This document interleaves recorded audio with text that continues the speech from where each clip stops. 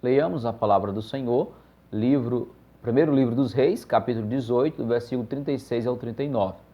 No devido tempo, para se apresentar a oferta de manjares, aproximou-se o profeta Elias e disse: Ó Senhor, Deus de Abraão, Deus de Isaque e de Israel, fique hoje sabido que tu és Deus em Israel e que eu sou teu servo, que segundo a tua palavra fiz todas essas coisas. Responde-me, Senhor, responde-me para que este povo saiba que tu és Deus e que a ti fizesse retroceder o coração deles. Então caiu o fogo do Senhor e consumiu o holocausto, e a lenha, e as pedras, e a terra, e ainda lambeu a água que estava no rego. E que, vendo todo o povo, caiu de rosto em terra e disse: O Senhor é Deus, o Senhor é Deus.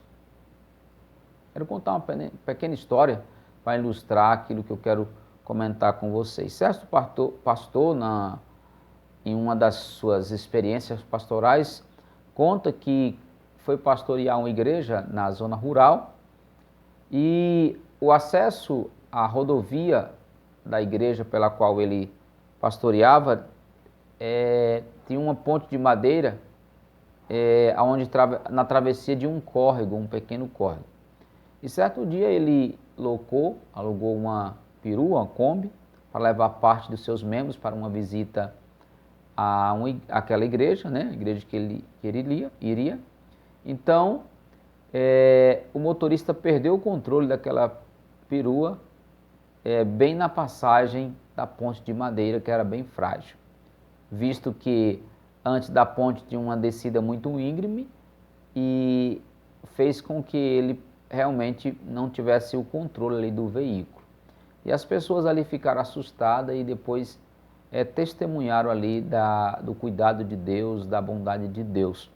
E o pastor conta isso mostrando uma das suas experiências pastorais do cuidado de Deus para com os seus escolhidos, o seu chamado, o seu ministério, aqueles que trabalham exclusivamente para o reino de Deus.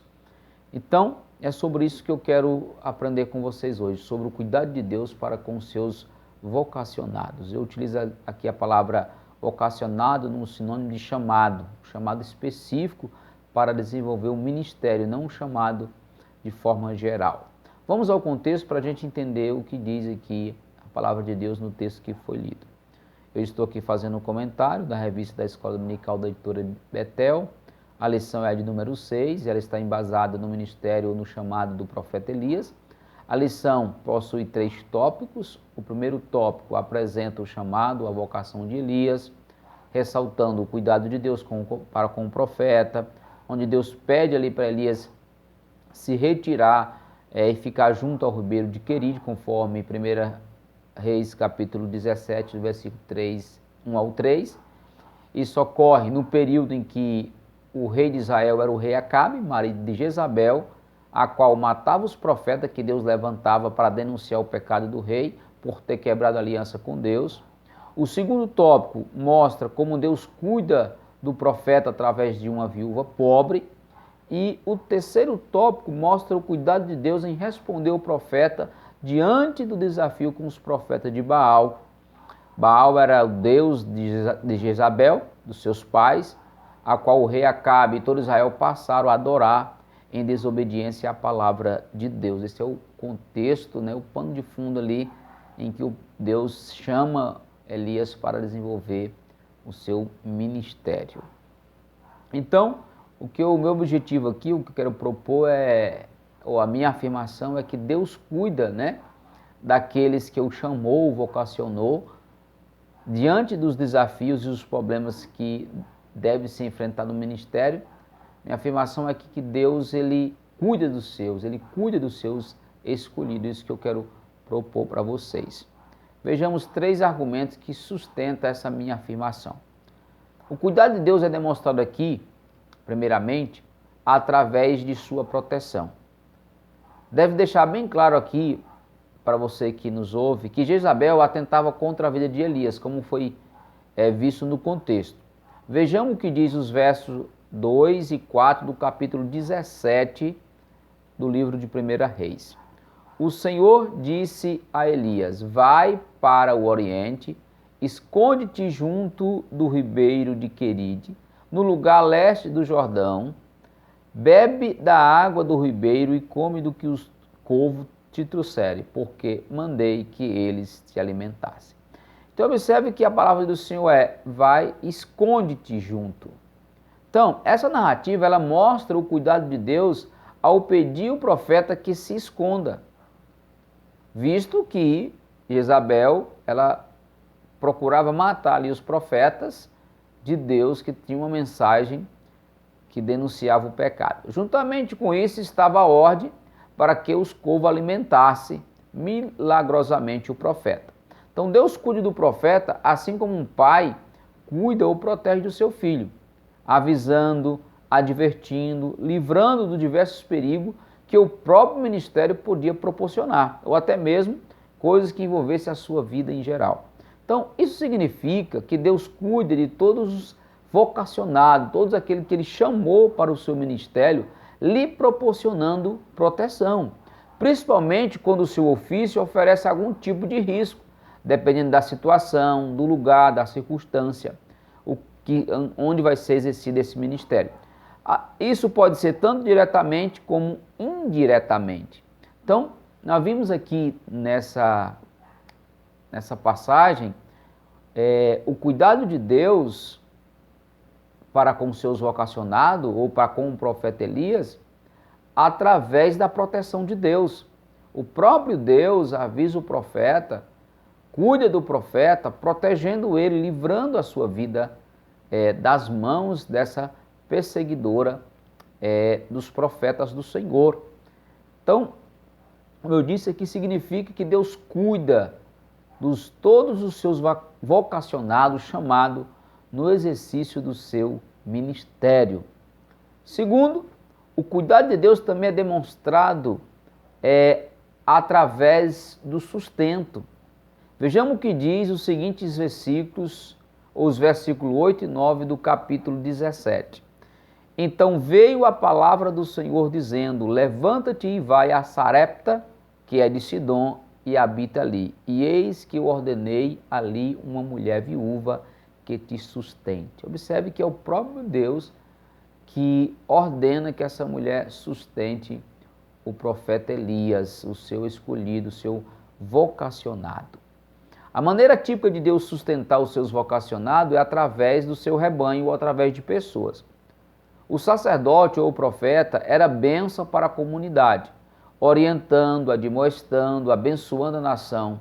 E a comunidade, consequentemente, abençoava-o e sustentava o ministério dos vocacionados através dos dízimos, de ofertas, em forma de gratidão a Deus. Deus providenciou o sustento para Elias de forma atípica. Primeiro, enviou aves, para sustentar o profeta. Segundo, usou uma viúva pobre. Isso significa que Deus tem suas formas variadas de cuidar dos seus vocacionados, tanto pela forma típica como pela forma atípica. Isto é, Deus sempre garante e providencia o sustento para os seus obreiros. Lembro que uma das igrejas que estive como pastor, aconteceu algo parecido. A forma típica do meu sustento naquela igreja é através do dízimo e oferta, contribuição dos irmãos que mensalmente devolvia de forma de gratidão a Deus naquela comunidade. No entanto, parte do que nós recebíamos ali não dava para custar o suficiente sustento da nossa família. Certo dia, o moço parou à porta da minha casa, que ficava bem próximo da igreja, e entregou um envelope. Entregamos para a tesoureira e pensava que seria mais uma contribuição típica, dentro do poder aquisitivo daquela comunidade. Depois fomos informados que a quantia representava mais de 50% da arrecadação de toda a comunidade, o que ajudou e muito no sustento da minha vida e da minha família quando estive ali, pois ele passou a contribuir regularmente. Se você está no ministério e teme as dificuldades, lembre-se que Deus sempre vai providenciar o seu sustento. Deus usa tanto a forma típica como a atípica. Deus, ele sempre providencia. Deus tem seus métodos, a sua maneira. Então nós vimos aqui, em segundo ponto, que Deus cuida dos seus vocacionados, dos seus escolhidos, através do sustento, providenciando o sustento. O cuidado de Deus é demonstrado ainda através de resposta às suas orações. Vejamos o que diz o primeiro livro dos Reis, capítulo 18, versículo 37 ao 39, mais uma vez. Responde-me, Senhor, responde-me, para que este povo saiba que Tu, Senhor, é Deus, e que Tu fizeste retroceder o coração deles. Então caiu o fogo do Senhor e consumiu o holocausto, e a lenha, e as pedras, e a terra, e ainda lambeu a água que estava no rego. O que vendo todo o povo caiu de rosto em terra e disse: O Senhor é Deus, o Senhor é Deus. O profeta, ele é porta-voz de Deus. Ele falava não de si mesmo, mas as palavras do Senhor. Então, tem momento no ministério que as pessoas esperam, ainda que de forma não correta, algo através de você, como aconteceu com o profeta Elias. E você normalmente fica desesperado, pois sabe que você é apenas um porta-voz da mensagem de Deus. Elias estava ciente disso, mas confiou que Deus responderia o clamor e que o nome de Deus e não dele seria glorificado diante daquele desafio.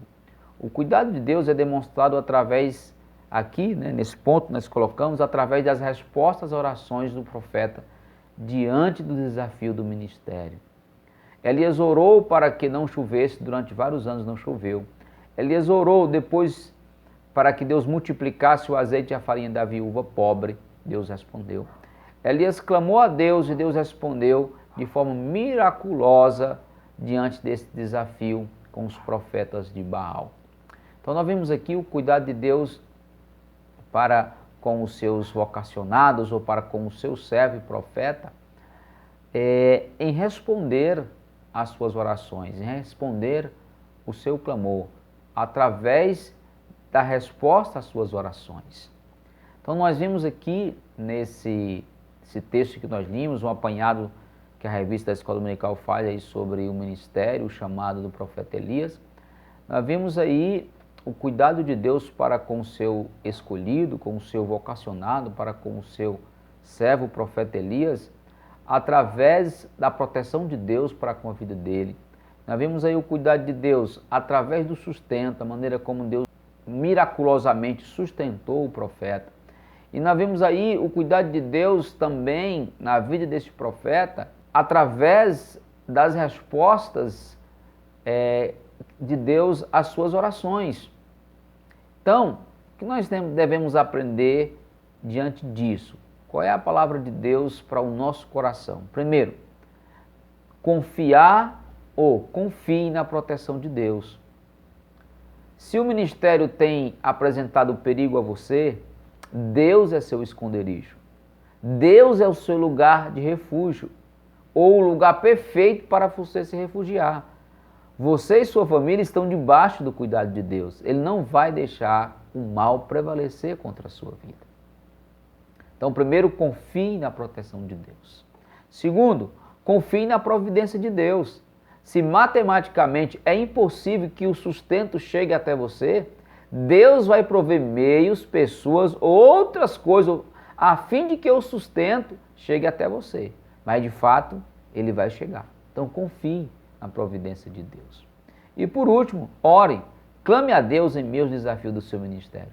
Apresenta a Deus as suas angústias, os seus medos, os desafios do ministério. Peça para Ele dar confiança na sua palavra em momentos difíceis. Mas ore, coloque o seu coração diante do Senhor em oração, que Deus vai honrar o seu chamado e o seu ministério.